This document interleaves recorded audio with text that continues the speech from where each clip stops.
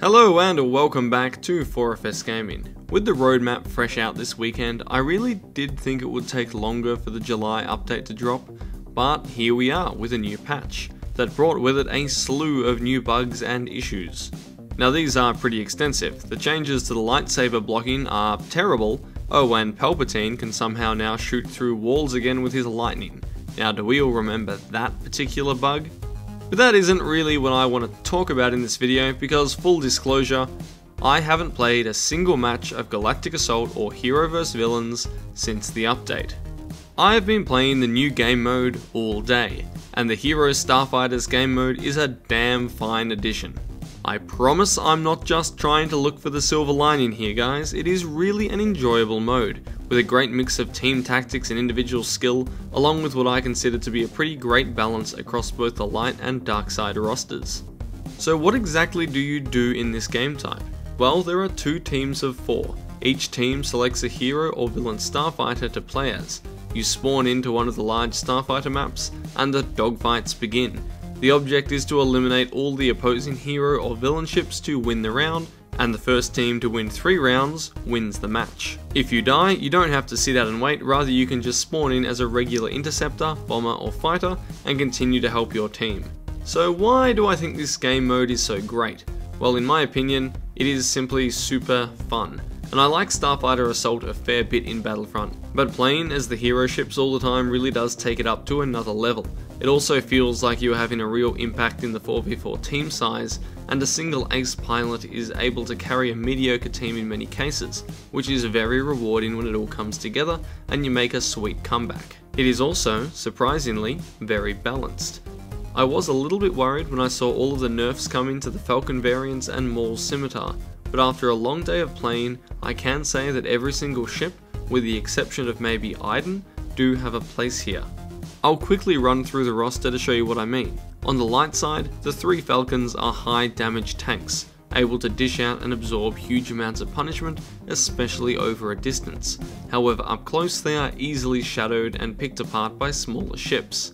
Luke and Poe are versatile X-Wing fighter heroes that strike a mix between evasion, damage and defense.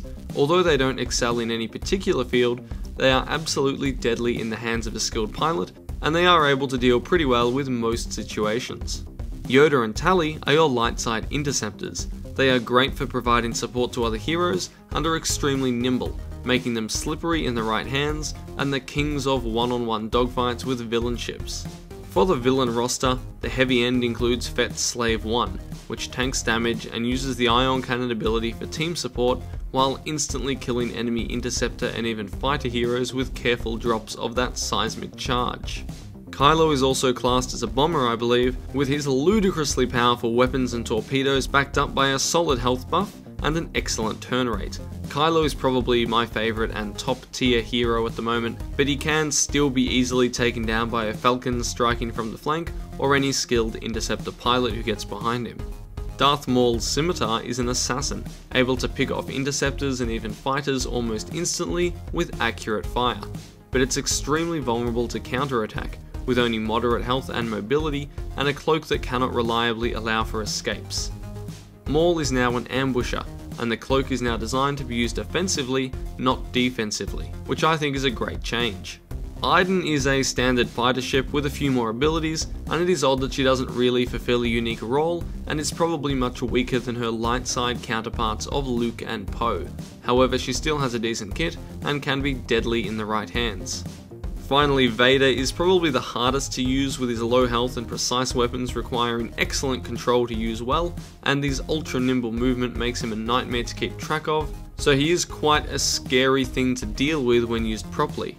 Pretty much all of these ships are exciting to play as in this game mode, and that is the mark of good balance. It is also the best mode to practice and implement advanced starfighter techniques like baiting, laying out your targets and playing chicken, although these are all tactics that probably deserve their own video.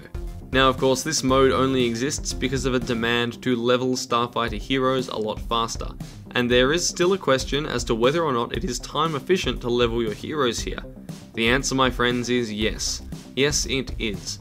On average, I was leveling up a full level per game, sometimes more on my low level heroes.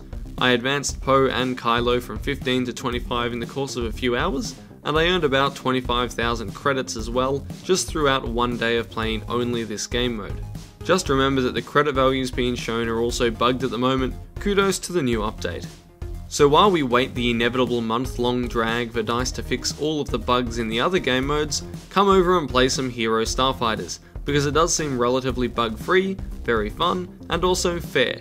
Just be ready to learn some new skills, because there is a significant skill gap between a novice and the elite in this mode.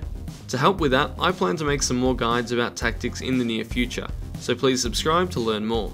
You can also join our Discord server, or come find us on Twitch for some live streams. Thank you so much for watching, put away those targeting computers, and feel the force flow through you.